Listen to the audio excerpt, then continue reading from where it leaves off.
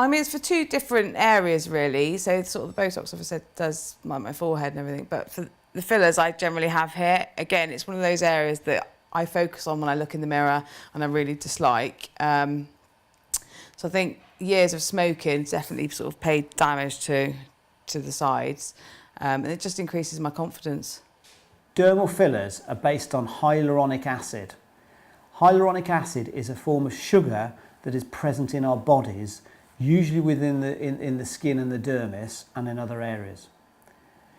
The role of hyaluronic acid is to provide a moisturising component to the skin, to plump out the skin and provide volume for the tissues.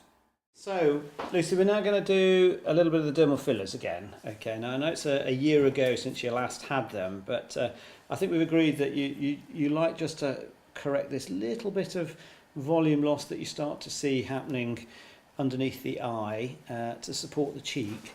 And I think your main concern is the nasolabial folds that come obviously through the aging process and a little bit of laxity in the mid cheek. So I'm just going to do a similar treatment to last time, putting in a little bit of a filler deep underneath the cheek and in the nasolabial fold just to support the structures and keep it looking really fresh and natural. Dermal fillers that we use in cosmetic medicine are manufactured in a laboratory setting, providing hyaluronic acid that is pretty much identical to human hyaluronic acid.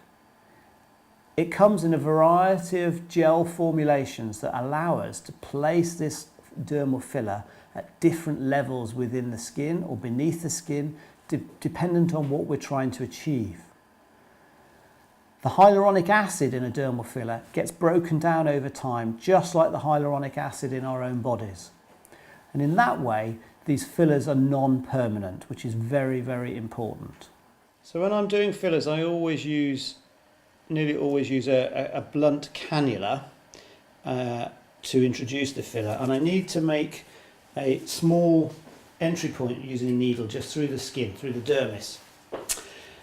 This is a blunt cannula. The beauty of a blunt cannula, it looks like a needle, but it's actually blunt, is that it allows me to safely deliver fillers underneath the skin and deeper down without the risk of damaging other more important structures such as arteries and nerves.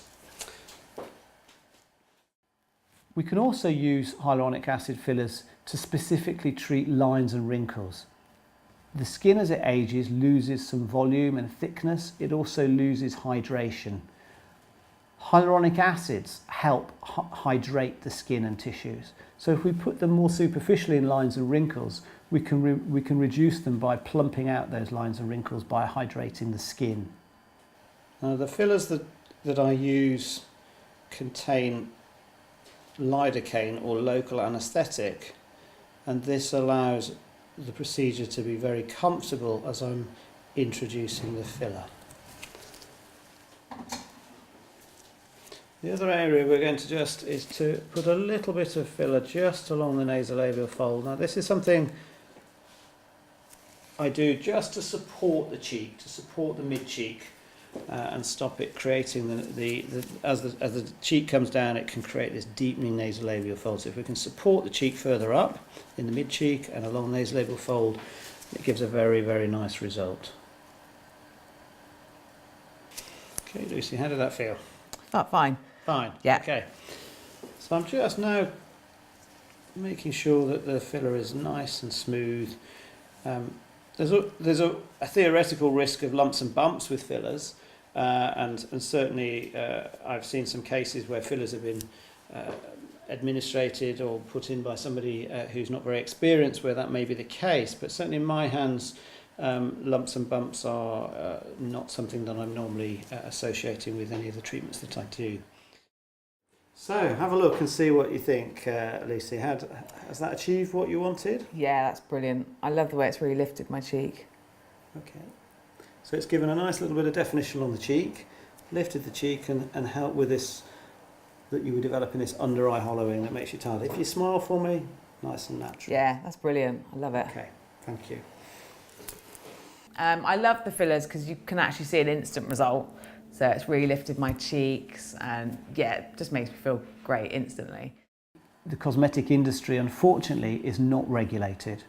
This means that anybody can use a dermal filler, even though it is a medical device, and administer that filler. This could be a beautician, a hairdresser, it doesn't matter.